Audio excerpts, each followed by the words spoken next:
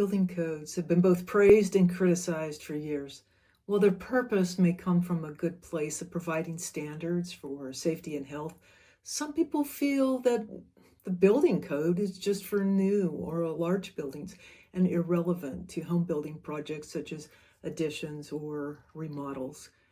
And they ask, well, why do we even have building codes? And are they for homes or just big buildings? And when did government start regulating construction? This must be a new thing.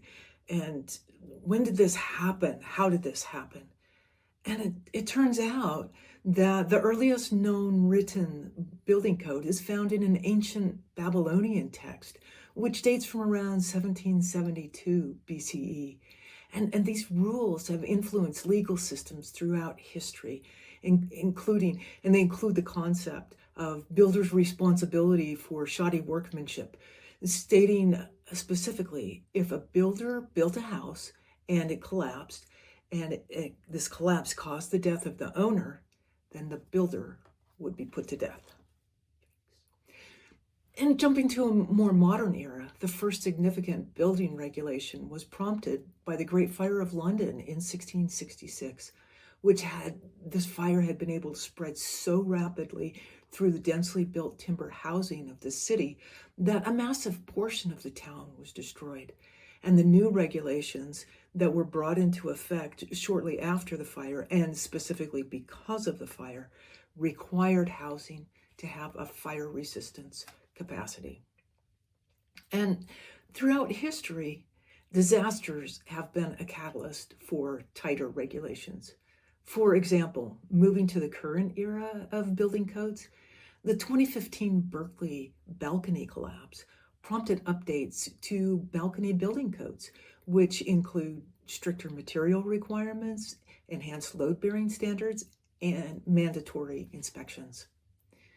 Building codes that significantly impact my work as an architect include the standards for building placement, size, and usage, and also regulations about window sizes and locations, room sizes and locations, stair and hall sizes and locations, ceiling heights, minimum and maximum, and exits and their sizes and locations.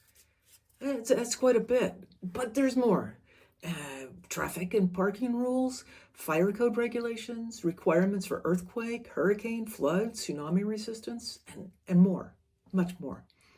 The good news for the homeowner is that residential architecture has fewer regulations than commercial. The bad news is there are still a fair number of requirements to consider in home construction and remodeling. My experience has been that most jurisdictions are ready and willing to help the homeowner. Essential code information is usually provided online and for public access. Let me be clear here. Building inspectors actually are human. They can be helpful and kind.